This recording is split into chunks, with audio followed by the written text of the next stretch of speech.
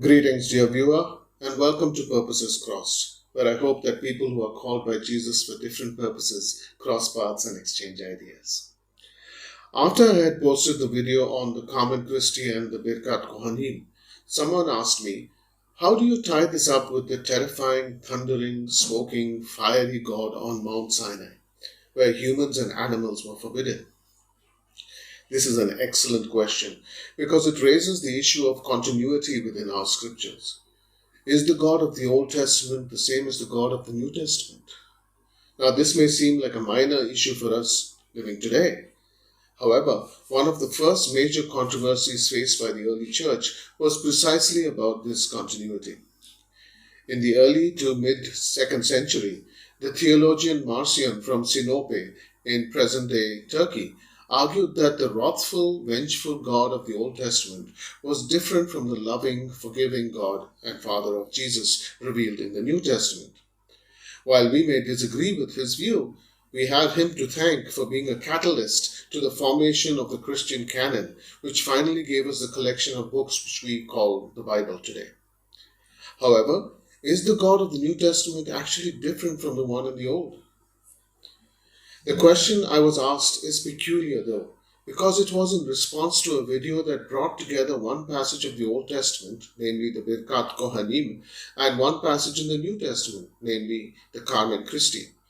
So the question is not just about whether the God of the Old Testament is different from the God of the New Testament. Rather, it is a question of whether the God of the Old Testament has some kind of multiple personality disorder that makes him gentle on one occasion and harsh the next. Someone could, of course, say that this can easily be explained on the basis of different historical situations. And there is something about such an argument. We all display both gentleness and anger towards those we love. I may be gentle and kind with my daughter one day and severe the next, depending on the situation. However, the Birkat Kohanim was supposed to be a perpetual blessing that the priests were to use while blessing the Israelites. It should therefore indicate God's consistent stance towards the Israelites. On the other hand, the giving of the Torah at Sinai is a watershed moment in the history of the Jewish people. Surely we could agree that the best chance of success at a new endeavor would then be consistency. That is, the experiment of calling a people as his own to be distinct from other people could have the best chance of success if the constitution of the nation, that is, the Torah given at Sinai, aligned with the ethos of the nation, that is, the Birkat Kohanim. As explained in the earlier video, the Birkat Kohanim portrays a God who kneels to bless his people.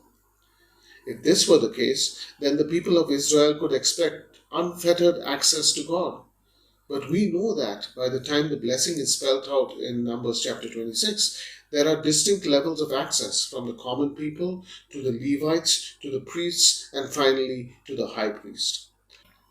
So when the Birkat Kohanim was given, the people of Israel already knew that there were different levels of access.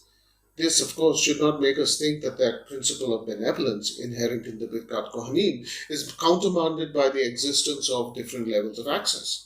I can be benevolent to my daughters and to my colleagues, though of course my daughters have a level of access that my colleagues will never have. So different levels of access do not mean that God could not be gentle and benevolent as indicated by the Birkat Kohanim. But what do we say about the daunting picture of Yahweh at Sinai? Now here I am going to be drawing heavily from the Bible Project podcast. I will put a link to the specific episode in the notes below. We begin our exploration with the Israelites camped near Mount Sinai, preparing to receive the Torah. There, Yahweh tells Moses, "Go to the people and consecrate them today and tomorrow. Have them wash their clothes and be ready by the third day, because on that day the Lord will come down on Mount Sinai in the sight of all the people.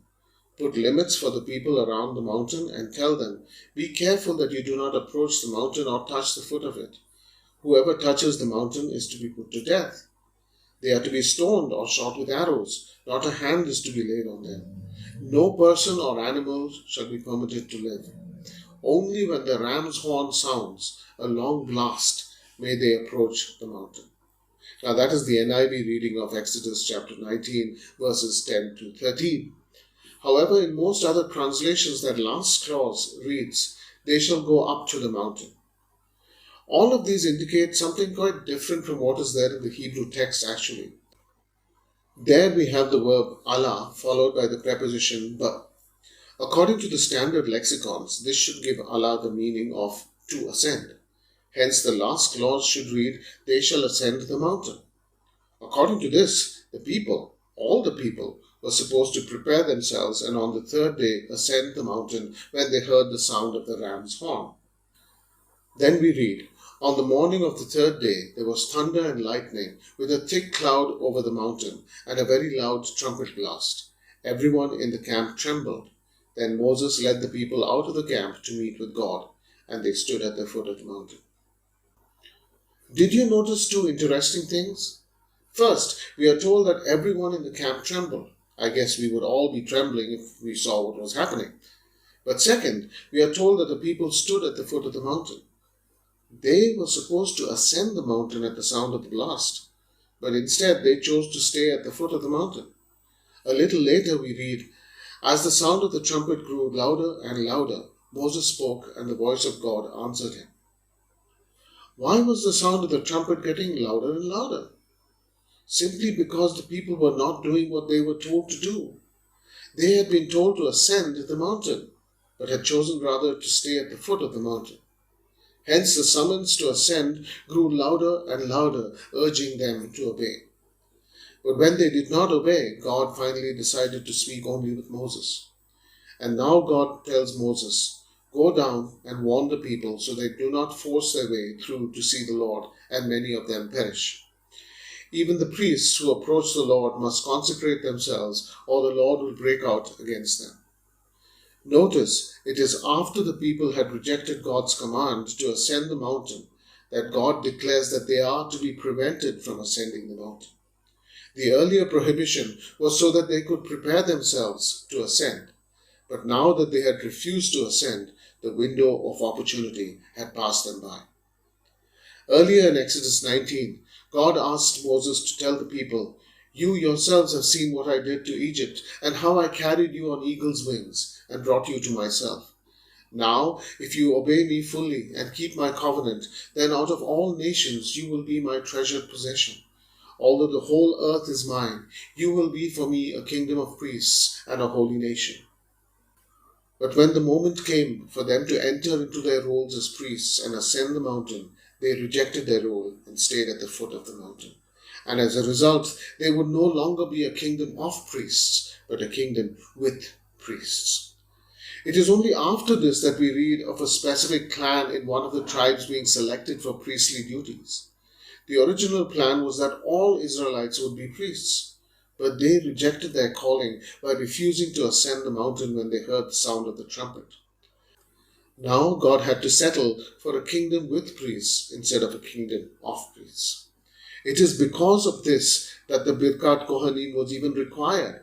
After all, if all Israelites were priests, there would be no Israelite over whom the Birkat Kohanim could be spoken, since this is a blessing that a priest proclaimed over someone who was not a priest. But why all the pyrotechnical displays at Sinai? I mean, they would have made even the stoutest hearts shiver in their boots. We must not forget what we humans once had and lost. We were created and planted in a pristine environment in which heaven and earth intersected. When we rebelled against God, we lost that home and were exiled to live in an environment in which God's will is often not done. To reclaim the heaven and earth reality is not a small matter, but is the story of the whole Bible from Genesis chapter 4 to Revelation chapter 22. And a priest is called to be one who steps into that dangerous place where heaven and earth intersect. It is dangerous because God is still utterly holy and we still rebel against him. Hence, to think that one can assume the role of a priest lightly means that we have not understood the huge gap that a priest is called to bridge. If the Israelites could not obey God and ascended when he commanded them to do so, they would never be able to serve as priests.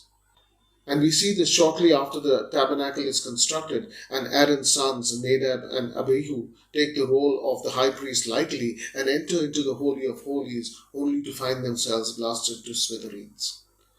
The role of a priest is a dangerous one, and only those who appreciate the danger are fit for that role. But does this not mean that the God of the Old Testament is different from the God of the New Testament? I mean, the book of Hebrews tells us to approach the throne of grace boldly. It is not, however, that the God revealed in the two testaments is different. Rather, we have a different situation. Just as it would be ridiculous for me to admonish my daughters when they did well and cheer them on when they let me down, so also we need to look at the historical situation at Sinai and in Hebrews. The encounter at Sinai happens when God is just forming his people to be distinct from their neighbors. In this world that is full of rebellious humans, God was creating a space in which the heaven and earth reality could be established. This would happen above the Ark of the Covenant between the cherubim. But that heaven and earth reality was a tenuous one that could easily be defiled. And hence, anything that could defile it was prohibited from coming close. Since the Israelites had rejected their roles as priests, only the high priest could approach once a year. Note that even here we observe a critical difference. Once the tabernacle is constructed, Moses still feels free to go in and out to meet with God whenever he feels like. However, the high priest is restricted to an annual visit to the Holy of Holies. The universal rejection of their roles as priests resulted in a severe restriction on the access they had to Yahweh. After all, only priests truly have access to God. Others have to wait in the outer courts.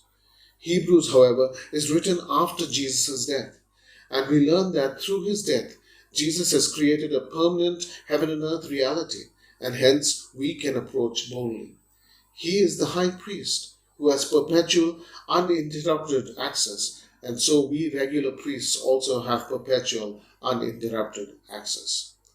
The difference between the Old Testament picture of God and the New Testament picture of God is not that God is different, but that Jesus has accomplished something that changes our access to God. And the Birkat Kohanim is God's desperate attempt to get a rebellious people to understand what they lost at Sinai. Having refused to ascend the mountain, they would now have access to the blessings only if mediated by priests. This is the paradox of Sinai, where the utterly holy God bent his knee to allow his people access only to see them refuse it.